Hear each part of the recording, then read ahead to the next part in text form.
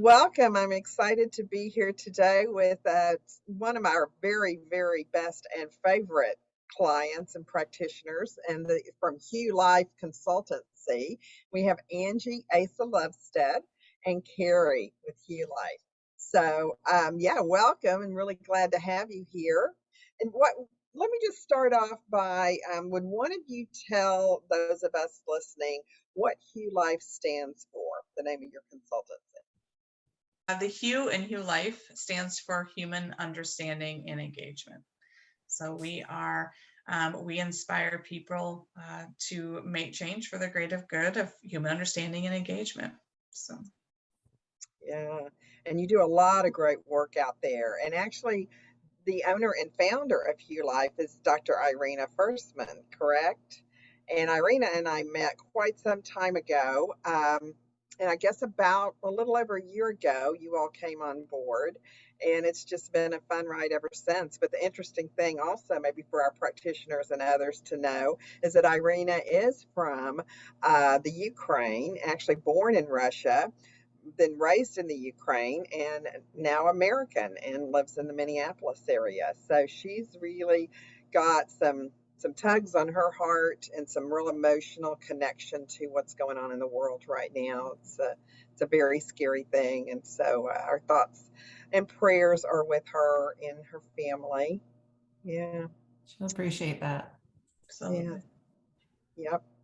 So let's just kick in here and start with the interview questions. Tell us a little bit about what HueLife does. Who would like to take that? Angie, would you like to start off with that, and how you all use Lumina, but just basically really what you do? Yeah, so really a lot of what we do now is based around the principles in Lumina, but with the human understanding engagement, the foundational course that we train in is the Hue Conversation, which takes all those aspects of the Lumina model and puts them into conversation mode.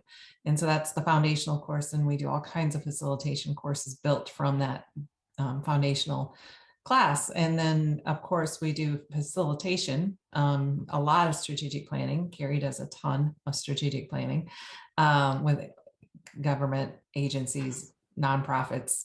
And most recently, it's been one of those things that when people have the lead on a strategic planning line, they, we're using Lumina now to say, okay, how are you getting in your own way of success in carrying out those plans? And so we use it in our training room, we use it in our facilitation, we are doing team training. As we get our groups together, they're starting to realize that they need to understand how to work better together. And one thing leads to another. Once they find that there are individual differences, they're seeing where they maybe weren't reading each other right. And so we move into that team leading Lumina. And then from that, it just kind of naturally goes into the leader. And if they're brave enough, they'll pull in that 360. And one of the things we're committed to doing is we do one-on-one debriefs for everyone that takes Lumina. And so we set up individual appointments with everyone, and they're getting to be plentiful. And so we are dedicated to making sure we get those done for people to really understand it before they go into the training. Brilliant. Carrie, do you have anything to add to that? Really just, as Angie said, our kind of our bread and butter, I guess you could say, is both facilitation and training. And so taking the skills, not only do we teach them in our training how to be a facilitative leader, where you're able to bring together different types, different styles of thinking, different individual personalities, and creating space for all to hear new perspectives in order to be creative and innovative and collaboratively work together. And so not only do we train people how to do that, but then we also facilitate in that same way as well. So people will hire us to come in to be that facilitative leader, to help be that neutral person that they need to guide them through their work. So it makes me think of our leadership journey too. We have a prevention leaders cohort that we started during COVID. It's like, what are the essential skills that people will need? And it's a 15-month journey. So it's quite the commitment from folks. But we start off with a Lumina Spark assessment, and they go into that. And as they unfold their understanding of themselves, we bring into, I think it's like the third quarter, we bring in the Lumina leader. And so we start introducing that and introducing how the journey of composure. One of my favorite authors is Liz Wiseman in the Multipliers. And we talk about how you can be an accidental diminisher if you are not understanding your overextensions. And so what can you do to bring yourself back as a good leader to channel those energies into the right direction so you can multiply your team? That's fascinating. And what is an accidental, what do you call it, an accidental? Accidental diminisher. So instead of multiplying your folks, what you Mhm. find is that the best example is a lot of times, especially those that lead with green, are going to be people who are protecting their folks under a shade tree is a great example. And we all know that under a shade tree, it's really hard to grow grass. Same thing if you are that leader that's protecting everyone and hiding them from all the unnecessary things that may come at them, instead of letting them get exposed to the sun, so to speak, and getting burned a little bit and letting them grow, they're putting that accidentally diminishing their ability to grow, is one Interesting. example. Right, right. So that would be somebody might have a more natural tendency to do that when they're very people focused or have a Right. lot of green energy, green archetype going on. And you're saying when you can be aware of that, I guess, that that may be a natural instinct or default of yours, then you can do something about that, Mhm. at it a little bit different way. Make sure that people do grow And in that's their the own. one that we see the most leading through people, is what we find a lot in our coalition work in the prevention leaders. Leading through drive and having high measures of excellence, that's something that someone can never feel like they can achieve, is also another one of those accidental diminishing tendencies. So if you're really leading to drive, then it's like, okay, who's ever going to be able to set pace with you at that level? And so in what ways are you able to tone that back? And really, the journey of composure has been great for that. Yeah, we get a lot of people that love that journey to composure because not only does Lumina measure where you're overextending, but then it gives you that strategy in which to mitigate that overextension and actually Mhm. helps you something to do about it. What I found interesting was as you all were talking about these, no matter what that leadership style might be, they all have that, you know, oops, kind of that trip up. If you don't watch out for this so that you're empowering the people the best that you can and actually not just, bulldozing through with your own style. So that's brilliant. I really like that too. So you're alluding to and speaking the Lumina leader language now. So you're using leader and spark. Is that correct in your Yep. Yes. offerings? We Okay. are. We introduce everybody kind of to that Lumina leader or that Lumina spark, being able to understand who we are, Mhm. and understanding how I respond in different situations where my strengths, the strengths that I bring to a team. We also believe in the ability that people can lead from any position. That leadership isn't a position, that you can lead from the position that you're in. And so once we really get people in to understand, one, themselves, and then two, the other people within their team, to understand that, oh, I think differently than somebody else, or that's maybe why we kind of now have a shared language, because that's why we're kind of rub up against each other. And then when we think about leader, then it really kind of gives you a new perspective. And I think for me, when I went through Lumina Spark, there were a lot of light bulb moments for me in my personal life and how I function just from day to day in the work that I do. But there were also some things that I still had some questions on, and I wasn't really sure how it was lining up. And then when we went through Lumina Leader, that for me was, oh, I see that show up in my Lumina leader, right? How those qualities and spark get spread out through your Lumina leader and then show up in different ways. And that was really, it was important for me to understand, especially in my journey to composure, because I definitely get overextended in my leader very differently. Right. Yeah. Right. So, because you're measuring that overextension in leader, and we sometimes call those the leadership derailers, and many times we don't realize that we even have them. So they're kind of those blind spots for us. And with leader highlighting those and illuminating those for us, then we can begin to sidestep them and put our best self forward as a leader for sure. You know, Lumina does have a couple of digital tools now. I know y'all are familiar with Journey to Composure, as you talked about, but it is also digital. And Spark Coach. Do you all ever utilize those tools with your clients? So we have a prevention leaders cohort 3 here that are all functioning as a team outside of the cohort. And they took, after we got done doing our session with Lumina Journey Composure, I worked with them to use the online tool. And so they walked each other through the journey and composure and looked for those hidden treasures and helped them understand each other. Because the way we do it in our cohort is kind of a fishbowl where someone goes into the center and they talk about it. And she felt very exposed after doing that. Oh, And it's really? like, she's like, I think we need to dive into this more. And so I walked them through the online journey composure, and they just from there used it internally with each other. Yeah. Interesting. Wow. So you all spend a great deal of your time consulting and facilitating and coaching in Mhm. general, don't you? Yeah. And is your focus mostly on nonprofit and government sectors, or education, or what's your focus? Carrie and I tried to get away from the nonprofit world, but it keeps following us. So we do all business. We do all aspects of. We have business. We have. Well, we do a lot of nonprofit, though. It seems like. Well, I think the main reason why nonprofit really is drawn to this is because you really have to do that collaboration more so than in business. I mean, business, you do what you need to do, and you're more about the sales side, right? Where nonprofit, you have to bring those multiple voices around and really understand where folks are. And so I really think we have a niche with folks as far as what they've been looking for is, how can we best connect with those folks that we need at our table in order for our nonprofit to really move forward? Doesn't matter if you're a library, or if you're a coalition on sexual assault, or if you're doing substance abuse prevention, or whatever that arena that we're working in. All those people rely on others to come around the table. And this is a tool really to help us understand where everyone has a voice and a place at the table.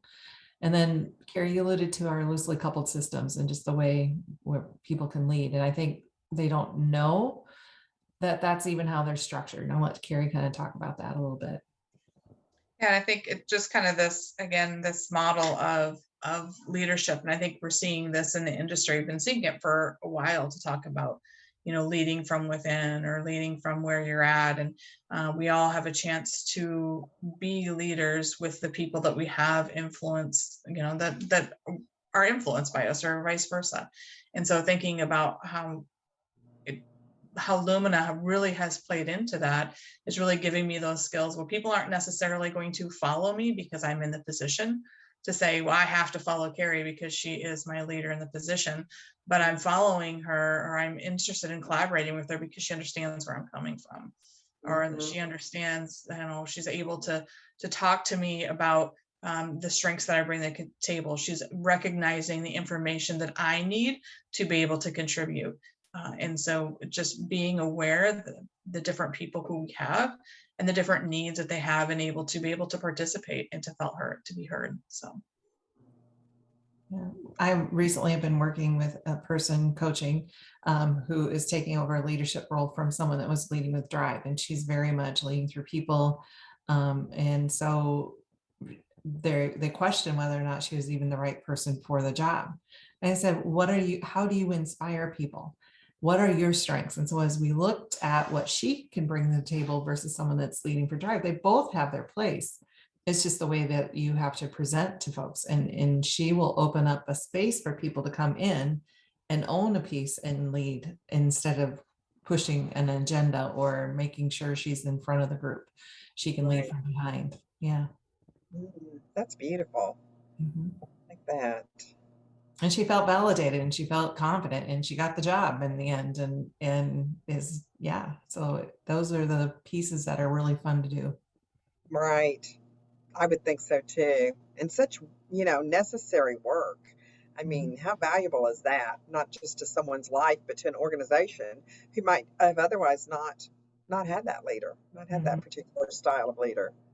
I really appreciate the fact that when people go through this, that they see the value. Just as Angie said, it might look different, but there's a value that each person brings. Where I think other assessments where I've done before and I've turned out as the green person or the person with, the people, that I'm soft, and that is always kind of looked at as a weakness, or the people who lead with drive, that, there's such a taskmaster, that almost is something that people don't want to be around. I think each person from some of those qualities have felt like what I bring to the table isn't valuable and that it's actually a weakness.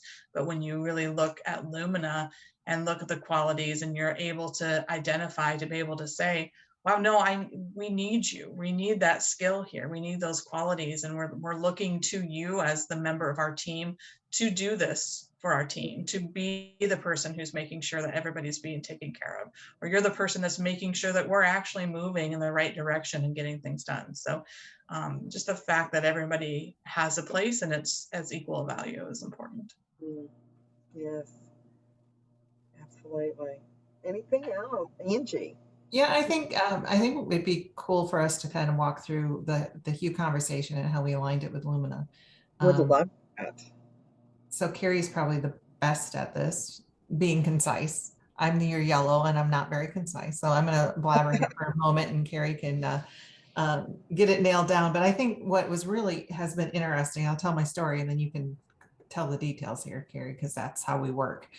I'm a storyteller and she can come in and clean me up. But the thing I love about when we do Hue conversations is people realize how they've come into conversations before and why they haven't connected with other people. Once we break it down into the components and they see where everyone has a spot in the natural framework, then they're like, I've been just always missing this piece of it. So Carrie, go ahead and say what the Hue conversation's about. Yeah, I'm gonna just show our logo, if that's all right. You bet. So the infinity logo with the circles of the color in it, and this is just fate. This is how things just fall together. This is the HueLife logo, and this is what we've been working with. And that there's different colors of hue, right? There's different people that come in that we're having conversations with. And when we found Lumina and we were like, this perfectly marries into what we do here at HueLife. And one of them is to really have conversations that are inclusive to all people, starting with that blue, that magnifying, right? We want to understand the data. What is everybody taking in? What you saw something that I might not have noticed or seen before, but taking the time in the conversation to get that data and information out. Then moving into kind of that emotive thinking, understanding people's response to that. What was my experience in that? What are things that have gone well or haven't gone well for me? Then that really starts to open up that new perspective to say, wow, I never looked at that issue from that point of view. I've never even seen that data before. I've never been in the same situation that you've been in. And then when we really think about what that does is that really starts to engage our innovation. That engages, our ability to think creatively and be in this visionary space where now I'm thinking of this in a different way. Now, what are some things we can do? Might be able to do this, or we might be able to try this. But before we make a decision, we've got to apply some critical thinking, some but that doesn't necessarily apply with our mission or vision, or there might be some things that has unintended consequences for us that we need to think through. But this will help us filter all of those brainstormed ideas that now that we have creative, and really to think about what is going to help us move forward together. And then we move into that action where it's like we've made a decision, we're ready to go, and let's start moving, let's start doing some things. And then it just continues to start over. And so we talk about how this is our conversation framework. We call it DevCA, which is our data-based, our emotive, our visionary, our critical, and our action-oriented. And then when we take people through creating this conversation, we have them talk about what areas what style of thinking do you typically gravitate to? And this is where their Lumina comes into play and things. I am really that database thinker. I want to know the details. I want to have that information before I make a decision. I'm just not going to jump on something. Or we have those visionary thinkers who I just want to make sure that my voice is being heard and we're allowing space for me to be creative. And this conversation practice just slows down the process to take everybody on that journey together, because we all can do this. We all already do this. This is the way that our brain processes information. So rather than jumping all over the place, it's just really allowing people some comfort in participating, and then gives us, again, that shared language to say, I understand that you're having trouble thinking of ideas because maybe we haven't revealed enough data. So maybe we need to go back, and now I understand your need, that I can recognize that you're not engaging because there's something missing for you. And so we're able, again, rather than to point fingers or to feel like somebody's not contributing, gives us the language to say, no, it's really, it's not necessarily that they don't want to be part of it. We might just be missing something. And it also allows that being inclusive in ways. People are always looking ways to be more inclusive these days, right? And if we leave any one of those type of thinkers out, and we're not intentional about making space for everyone that comes to the table with all the different ways of thinking, we might just be, in essence, losing someone that could have been a contributor. Right. Gosh, I love that model. Absolutely love it. And you're right. It marries up with Luminous so perfectly. It's just incredible. Gosh, that was a nice find, the snap. It really was. Universe kind of fell together, right? Yeah. It was love weird. it when a plan comes together. Yeah. Oh, no. Well, there are no coincidences, That's right. Yep. That's right. That's right. Well, one last question, because our practitioners, we always ask this in the spotlight. Is there any books, podcasts, articles that you would recommend to other practitioners to kind of pay attention to? Well, I mentioned the Liz Wiseman multipliers, and I think that one, especially if you're going to explore overextensions with any of your clients, you really will learn a lot. And she has a new one called the Impact Players that just came out and has some references even in about COVID-21. So actually, I don't have it beside. Normally, I have a stack of books beside me, but so multipliers, and then most recently, Impact Players would be the books that by Liz Wiseman that I've been recommending. Okay, great. I'm really been into Shane Snow's Dream Teams. Oh yeah. Okay, great. That's another one to really think about how we engage people, how we think of team, and everybody's individual contributions. So. Yes, that's great. All right. Well, anything else you all might like to add before we sign off? Nope, it's been a fun journey. I know we didn't know what we were doing when we were one of your first cohorts of virtual training, and little did we know that this was going to be such a good fit. And so we've been really busy, and so very fortunate that it came when it did. Yeah, I just have to say, I think the comment, I think people, when we're introducing Lumina to them, they get really excited. They really appreciate the one-on-one debriefs and that time to kind of digest their own information before jumping into a team session. But when we get in that team session, when we pull out the app and we show them that just blows people's mind. The ability to have this information with them wherever they go.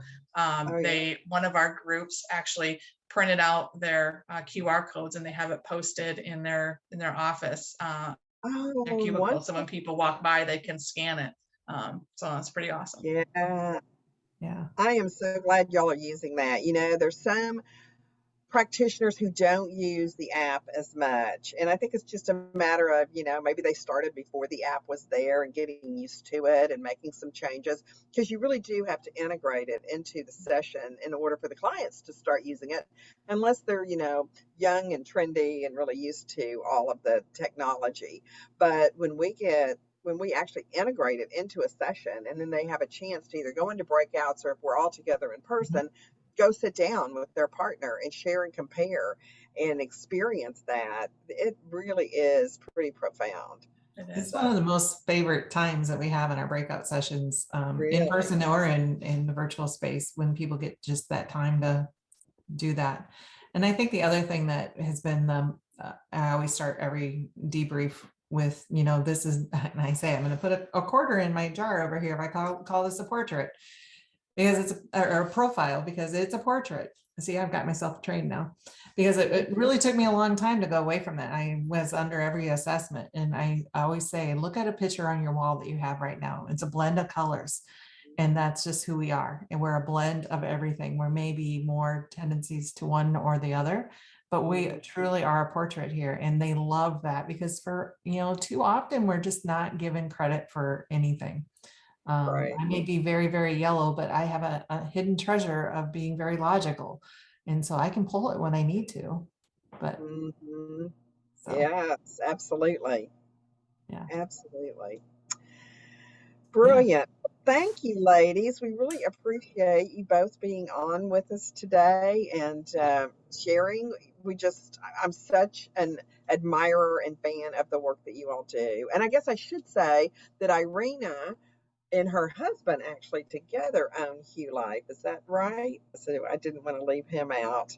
So I didn't want to miss Richard in that acknowledgement. So wonderful work that you all do, and watch you from afar and close up. And so glad that you're able to take Lumina to your clients and use it like you do. So thank you for the work you do, and thank you for being on today.